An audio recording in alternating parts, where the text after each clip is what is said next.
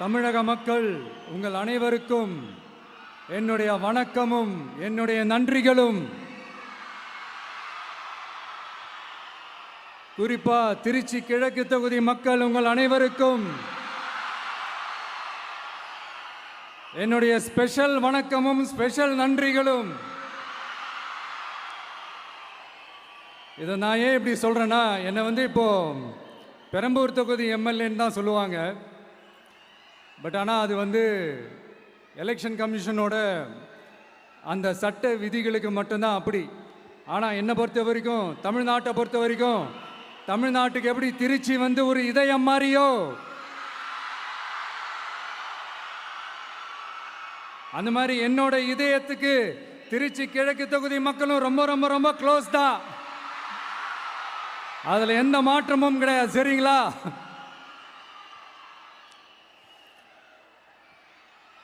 ஆட்சிக்கு சில வாரங்கள் கூட ஆகலை. 6 மாதம் அமைதியாக இருப்போம்னு சொன்னவங்களாம் 6 நாள் கூட அமைதியாக இருக்க முடியல. ஆட்சிக்கு அரை மணி நேரத்திலே ஆரம்பிச்சிட்டாங்க. பாவம், ஒரு கல்யாண வீட்டிலலாம் போய் புலம்பிட்டு இருக்காங்க. நான் சொன்னதெல்லாம் நடக்குதா? 1 by 1 எல்லா புலம்பல்ஸும். அது மாதிரி இத்தனை வருஷமா மாற்றி மாற்றி உங்களை ஏமாத்திக்கிட்டு இருந்த இந்த 2 பேரையும் வேண்டாம்னு சொல்லி ஒதுக்கிட்டு உங்களுக்காக உண்மையா உழைக்க வந்த உங்க விஜய, உங்க அண்ணனை, உங்க தம்பிய முதல் அமைச்சரா இல்ல முதல் சேவகனா ஆக்கியிருக்கிறீங்க.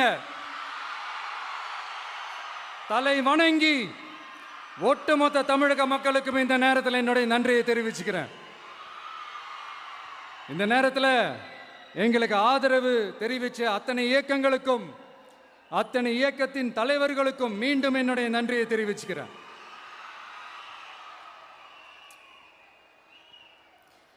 புரட்சி தலைவர் எம்ஜிஆர் அவர்களுடைய முதல் தேர்தலில் கூட இந்த அளவுக்கு ஒரு ஓட் பர்சன்டேஜ் வாங்கலை அப்படின்ட்டு நிறைய பேர் சொன்னாங்க. ஆனால் நீங்கள் டிவி கேட்க அவ்வளோ நீங்கள் ஆதரிச்சிருக்கிறீங்க. நான் எம்ஜிஆர் அவர்களோடலாம் நான் கம்பேர் பண்ணல. எம்ஜிஆர் தான். ஆனால் நாம் பெரியார், அண்ணா, எம்ஜிஆர் அவர்கள் வழியில் ஒரு அன்பா உழைக்க வந்த உங்க விஜய், அவ்வளவுதான். 1977 நீங்க போடாத ஓட்டை 2026 நீங்க போட்டிருக்கிறீங்க. என்ன ஒண்ணு, இன்னும் கொஞ்சம் அதிகமா ஆதரிச்சிருந்தீங்கன்னா கொஞ்சம் நல்லா இருந்திருக்கும். பட் பரவாயில்ல, ஃபியூச்சரில் வரப்போகிற எல்லா தேர்தலையும் உங்களுடைய முழு சப்போர்ட்டை என்னால் வாங்க முடியுன்ற அந்த ஒரு நம்பிக்கை இப்போ என் மனசுல ரொம்ப ஆழமா பதிஞ்சிருக்கு. ஏன்னா நீங்க அமைச்சு கொடுத்திருக்கிற இந்த ஆட்சியில எல்லா நன்மைகளையும் நீங்க கண்கூடா பார்க்க தான் போறீங்க அப்படின்ற அந்த கான்ஃபிடன்ஸும் இப்போ என் மனசுல ரொம்ப ஆழமா பதிஞ்சிருக்கு. யார் எந்த நிலைமைக்கு எந்த பொசிஷன்ல போனாலும் இந்த கிண்டலும் கேலியுமா பேசுறது இருக்கத்தானே செய்யும். நம்மளை பத்தி, நம்ம அரசியலை பற்றி, நம்ம பேச்சை பற்றி இந்த கிண்டலும் கிள்ளையமா பேசிட்டு தானே இருப்பாங்க. அவங்க எல்லாருக்குமே என் சைட்லேருந்து ஒரே ஒரு ரிக்வெஸ்ட், தயவு செஞ்சு நிப்பாட்டிடாதீங்க. தயவு செஞ்சு கண்டினியூ பண்ணுங்க. நீங்க தான் என்னோட எனர்ஜி ஃபோர்ஸு. நீங்க பேசிக்கிட்டே இருங்க. நான் மக்களுக்கு தேவையான நல்லதை செஞ்சுக்கிட்டே இருப்பேன். அடுத்து இப்போ நம்ம புதுசாக அந்த சூட்லாம் போட்டு வரோம்ல, அதை பற்றி கூட நிறைய பேர், ஏன் நாமெல்லாம் கோட் சூட்லாம் போடக்கூடாதா? அதிகாரம் செய்கிறவங்களும் ஆதிக்க சக்திகளும் மட்டும்தான் கோட் சூட்லாம் போடணுமா என்ன? அப்பெல்லாம் எதுவுமே கிடையாது. நான் என்ன கலர் கலராக போட்டு வரேன், 2 கலர். நம்ம எல்லாரும் மனசு மாதிரியே பிளாக் அண்ட் ஒயிட்.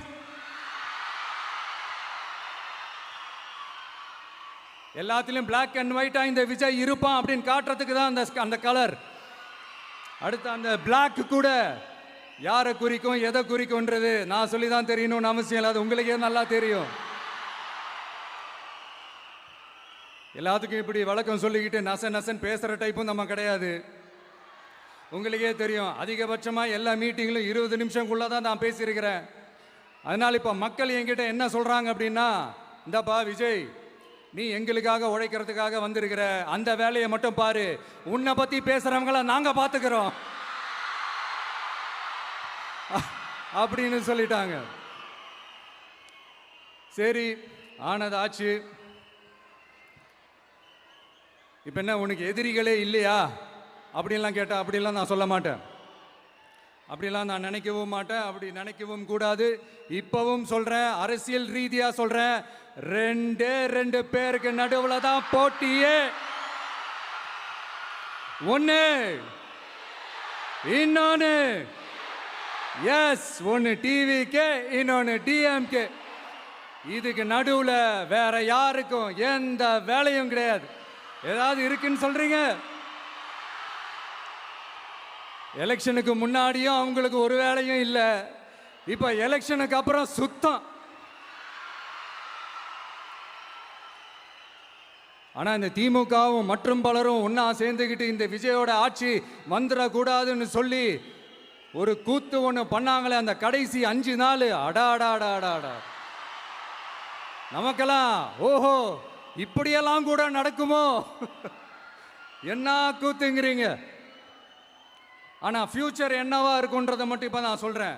உங்களுக்காக உண்மையா உழைக்க வந்த இந்த விஜயா, இல்ல இந்த விஜயோட ஆட்சி அமைஞ்சிடக்கூடாதுன்னு தடுக்க நினைச்ச ஸ்டாலின் சாரா, அவ்வளவுதான்.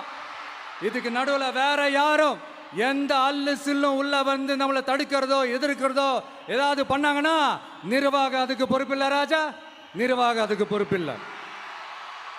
ரிசல்ட் என்னவா வரும்ன்றது அது உங்களுக்கே நல்லா தெரியும். நம்மளை ஏளனமா பேசுறதா நினைச்சு அவங்களுக்கு ஆப்பு வச்சுக்கிறாங்க. திமுக நம்மளை தடுக்க, திமுக நம்மளை எதிர்க்க, திமுக நம்மளை அவமானப்படுத்த அத்தனையும் நமக்கு நன்மையே.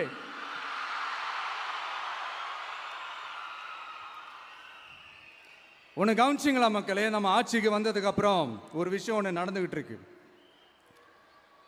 இது இந்த ஜென்சி தலைமுறையை அட்ராக்ட் பண்றதுக்காக இங்கிலீஷ் தமிழ் கலந்த அறிக்கை, அது சொல்ல வந்த நினைச்சிங்களா?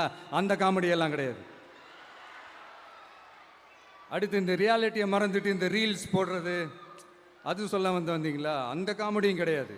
இது சீரியஸாக ஒரு விஷயம் நடந்துகிட்டு இருக்கு.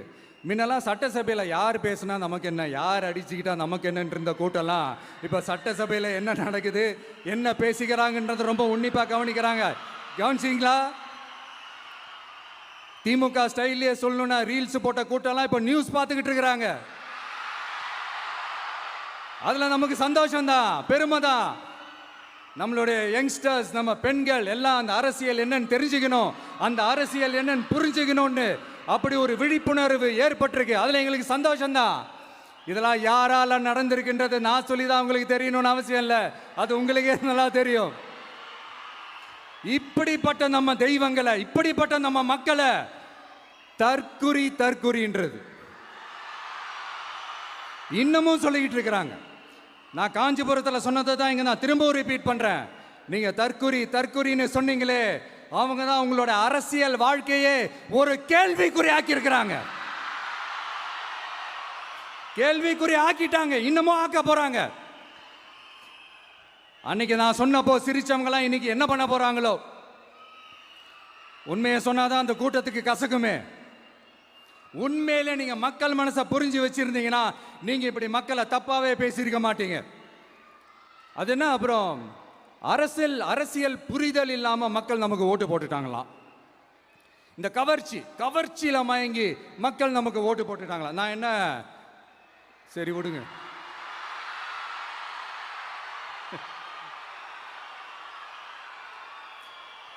மக்கள் அவங்களுக்கு ஓட்டு போட்டா அந்த மக்கள் நல்லவங்களாம், அதே மக்கள் நமக்கு ஓட்டு போட்டா அந்த மக்கள் கெட்டவங்களா, தற்குறியா. இதே மக்கள் தான் இத்தனை வருஷமா அவங்களுக்கு ஓட்டு போட்டுட்டு இருந்தாங்க. உங்களுக்கு மட்டும் என்ன, வேற ஏதாவது பிளானட்ல இருந்து குதிச்சு ஓட்டு போட்டு போனாங்களா? தற்கொரியாமா, தற்கொரி நல்லா வருது, வேணான்னு பாக்குறேன். எங்க அண்ணன் விஜயகாந்த் அண்ணன் சொல்ற மாதிரி, அண்ணா அவர்கள் ஆரம்பிச்ச கட்சியை ஒரு அடிமை கூடாரமா ஆக்குனது யாருங்க சார்? இப்படியெல்லாம் ஆக்கிட்டு உண்மையை சொல்லு உடன்பிறப்பேவா. உங்களோட அந்த உண்மையான உடன்பிறப்புக்கெல்லாம் என்ன சொல்றாங்க தெரியுமா சார்?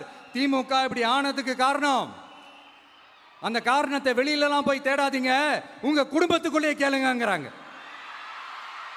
உங்களுக்காக மாடா உழைச்சி தேஞ்சு போய் கிடக்கிறோம். திமுக இப்படி ஆனதுக்கு காரணம் உழைக்காம சொகுசா இருக்கிற உங்க குடும்பத்துக்குள்ளேயே போய் கேளுங்கிறாங்க. ஒவ்வொரு திமுக தொண்டனும் அதை சொல்றாங்க. அதை புரிஞ்சிக்காம நம்மளையும் நம்ம மக்களையும் தப்பா பேசிக்கிட்டு, நீங்க மக்களை தப்பா பேசுனீங்கன்னா இந்த விஜய் வந்து கேள்வி கேட்பான், சும்மா இருக்க மாட்டான். இந்த விஜயும் தமிழ்நாட்டு மக்களும் வேறு வேறு இல்லை. இந்த விஜய் தான் தமிழ்நாட்டு மக்களோட ஒரு உண்மையான ஒரே பிரதிநிதி. இது இன்னைக்கும் சரி, நாளைக்கும் சரி, நாளன்னைக்கும் சரி, இதுதான் நிஜம். மறுபடியும் சொல்றேன், நமக்கும் மக்களுக்கும் இடையே இருக்கிற இந்த பூர்வ ஜென்ம பந்தத்தை, அந்த உறவை ஏதோ இந்த சதிகள் சூழ்ச்சிகள் பண்ணி யாராலையும் எதுவும் கெடுக்கவே முடியாது. கெடுக்க ட்ரை பண்ணீங்க, நம்ம ஆட்சிக்கெல்லாம் வரதுக்கு முன்னாடி என்ன சதிகள், என்ன சூழ்ச்சிகள், என்னென்னலாம் பண்ணி எப்படியெல்லாம் தடுத்துடலான்னு. ஆனால் இப்போ ஆட்சிக்கு வந்த இந்த சாமானிய மக்கள் ஆட்சியை நீங்கள் இந்த எதிர்கட்சியாக இருக்கும் போது ஒன்று யூஸ் பண்ணுவீங்கள்ல, இந்த அறத பழைய டெக்னிக்கு, அதெல்லாம் யூஸ் பண்ணி நம்மளையும் மக்களையும் பிரிச்சலாம்னு நினச்சிங்கன்னா அது ஒரு காலம் நடக்காது. மக்கள்லாம் ரொம்ப தெளிவாயிட்டாங்க சார், ரொம்ப தெளிவாயிட்டாங்க. அதனால ஒரு ஆக்கப்பூர்வமான ஒரு எதிர்கட்சியாக செயல்பட்டு மக்கள் மனசை வெல்ல பாருங்க. இந்த கடைசி லாஸ்ட் 1 மந்த்தாக நடந்த ஒரு சில விஷயங்கள் உங்ககிட்ட நான் ஷேர் பண்ணணும்னு ஆசைப்படுறேன். இந்த 200 யூனிட் மின்சாரம், கட்டணமில்லா மின்சாரம் அறிவித்தோம். அதில் ஆல்ரெடி இருந்த 100 யூனிட் திமுக கொடுத்தது கிடையாது. மேடம் ஜெயலலிதா மேடம் இருந்தப்போ செஞ்சுட்டு போனது. ஸ்டாலின் சார் பதவி போன அந்த கடுப்பில் அறிக்கையா விட்டு தள்ளிக்கிட்டு இருக்கிறாரு. என்ன பண்ணீங்க உங்களோட ஆட்சியில்? மக்கள் பணத்தை, டாஸ்மாக்லேருந்து அடித்த அந்த பணத்தை, ஊழல் செஞ்ச அந்த ஃபைலை க்ளோஸ் பண்ணுறதுக்கு அலையா அலைஞ்சிங்க. ஆனால் இந்த விஜய் மக்களுக்கு தொந்தரவாக இருக்கிற அதே டாஸ்மாகை க்ளோஸ் பண்ணா. விவசாயிகளோட அந்த கடனை தள்ளுபடி மேக்சிமம் இந்த 1 மந்த்ல என்ன செய்ய முடியுமோ அதை செஞ்சான். நீங்க தான் அந்த நிதி சம்பந்தமா இருக்கிற எல்லா கேட்டையும் லாக் பண்ணி வச்சுட்டு போயிருக்கிறீங்க. அதை சரி செய்ய வேணாமா? அதை ஒழுங்குபடுத்த வேணாமா? அதனால மறுபடியும் சொல்றேன், இந்த விஜய் பொய் சொல்லி ஏமாத்துறதுக்காகலாம் அரசியலுக்கு வரல. உங்க கூடவே நிக்கிறதுக்காக மட்டும்தான் அரசியலுக்கு வந்திருக்கிறேன். அதுல எந்த மாற்று கருத்துமே கிடையாது. கவலையப்படாதீங்க விவசாய பெருமக்களே. அடுத்து இந்த சட்டம் ஒழுங்கு, அது சரியில்லை இது சரியில்லைன்னு சொல்லி திமுகவும் மற்றும் பலரும் மாறி மாறி கூவுறீங்க.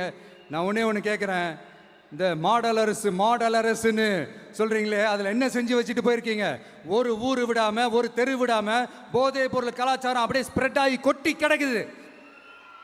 அது அப்போவே இனிஷியல் ஸ்டேஜ் அதை நீங்கள் கண்ட்ரோல் பண்ணியிருந்தீங்கன்னா இத்தனை பெண்களை இழக்க வேண்டிய ஒரு சூழ்நிலை ஏற்பட்டிருக்குமா?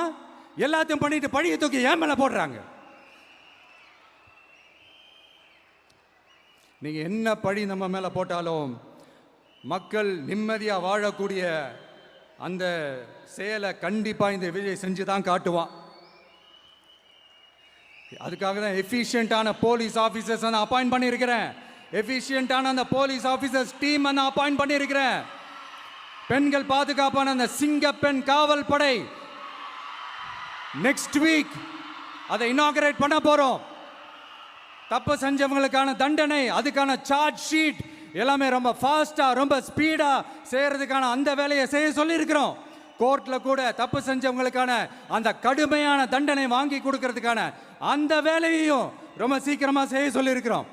அதனால் நீங்கள் என்ன பழி நம்ம மேலே போட்டாலும் உண்மையாக உறுதியாக மக்களுக்கு தேவையான எல்லா விஷயங்களையும் இந்த விஜய் செஞ்சு தான் காட்டுவான். இப்படியெல்லாம் நம்ம சொல்கிறதுனால இவங்க என்ன சொல்லுவாங்க தெரியுமா? அவங்க தான் ஆட்சியிலே இல்லையே, அப்புறம் ஏங்க அவங்கள குறை சொல்றீங்க அப்படின்னு கேட்பாங்க. வேரில் வெந்நியை ஊற்றிட்டு போனவங்கள வெளிச்சம் போட்டு காட்டாமல் பின்ன வேற என்ன சொல்லுவாங்க? இதெல்லாம் மக்கள்கிட்ட நம்ம தெளிவாக எடுத்து சொல்லணும் இல்லையா? அதுக்காக தான் இதெல்லாம் சொல்லிட்டு இருக்கிறேன். நம்ம மக்களுக்காக இவ்வளோ வேலை பார்க்குறோம், ஆனால் இவங்க அதையெல்லாம் விட்டுட்டு குதிரை பேரம் பண்ணுறாரு, அது பண்ணுறாரு, இது பண்ணுறாருன்னு சொல்லிட்டு தப்பு தப்பாக கதையெல்லாம் அடித்து விட்டுக்கிட்டு இந்த தீய சக்தியும் தீந்து போன சக்தியும் அதாங்க திமுகவும் மற்றும் பலரும் ஒன்னா சேர்ந்துக்கிட்டு திருட்டுத்தனமா யாருக்கும் தெரியாம ஒரு ஓரமா மூலையில உட்கார்ந்துட்டு பேரம் பேசி கூட்டு சேர்ந்து ஆட்சி அமைச்சு கொள்ளையடிக்க திட்டம் போட்டாங்க. அது ஏன் தெரியுமா? உங்களோட இந்த டிவிக்கு ஆட்சி அமைஞ்சா அவங்க பொழப்பே போயிடும். அந்த கொள்ளையடிக்கிறது, லஞ்சம், ஊழல் எல்லாமே கத்தம் கத்தம். அதான் இந்த காரணம். அடுத்து ஸ்டாலின் சார், திமுக வந்து இப்போ தீய சக்தி மட்டும் இல்ல, மக்களை விட்டு ரொம்ப தூரமா போன தூர சக்தி, ஓர சக்தி, கோர சக்தி, பார சக்தி. நீங்க எப்போ இந்த தீந்து போன சக்தியோட நீங்க கூட்டு சேர்ந்துக்கிட்டு ஆட்சி அமைக்கணும்னு நினைச்சீங்களோ, அப்பவே இந்த திமுக தூர்ந்து போன சக்தியாகவும் ஆயிடுச்சு. நீங்களாம் நம்மளை பத்தி அவதூறு பேசலாமா சார்? இது நியாயமா? மக்களை இவ்வளவு பெரிய மக்கள் சக்தி நம்மளோடு இருக்கும் போது நமக்கு எதுக்கு வேற அரசியல்? எலெக்ஷன்ல 50-60 வருஷமா இருந்த சாதிய உடைச்சிருக்கிறோம், மதத்தை உடைச்சிருக்கிறோம், காசு கொடுத்து ஓட்டு வாங்கறத உடைச்சிருக்கிறோம். நாம எது செஞ்சாலும் கான்ஸ்டிடியூஷன்ல தான் செய்வோம். நாம சிங்கிள் மெஜாரிட்டி வாங்கி இருந்தாலும் நம்மளை நம்பி முறையா கூட்டணியில கட்சியில ஆதரிக்க வர்றவங்களை அரவணைச்சு தான் இருப்போம். நான் இப்பவும் மீண்டும் டிக்ளேர் பண்றேன், டிவிகே ஆட்சி எந்த பாகுபாடும் இல்லாம எல்லாருக்குமான ஒரு ஆட்சியா தான் இருக்கும். அதுல எந்த மாற்றமும் கிடையாது. ஸ்டாலின் சார் மாதிரி ஊசலாட்டம் இருக்கவே இருக்காது. மதச்சார்பற்ற கொள்கையில சமரசமே இல்லை. மாநில உரிமைகளை விட்டு கொடுக்கவே மாட்டோம். நதி நீர் உரிமைகளை விட்டு கொடுக்கவே மாட்டோம். சமூக நீதி, சம நீதிய, சமத்துவ நீதிய ஒரு நாளும் விட்டு கொடுக்கவே மாட்டோம். அதனால திருச்சி கிழக்கு தொகுதி மக்களே, தமிழ்நாட்டில் இருக்கிற 234 தொகுதியும் நம்ம தொகுதி தான். அதுல எந்த கட்சி ஜெயிச்சிருந்தாலும் அது நம்ம தொகுதி தான். பெரம்பூரா இருக்கட்டும், திருச்சி கிழக்கா இருக்கட்டும், எனக்கு 2 கண்கள் மாதிரி. அதுலயும் திருச்சி கிழக்கு என் செல்ல புள்ள மாதிரி. அதனால வரப்போற இடைத்தேர்தல்ல உங்க வீட்டில் இருக்கிற ஒருத்தரை, உங்கள ஒருத்தரை தான் வேட்பாளராக நிக்க வைக்க போறோம்.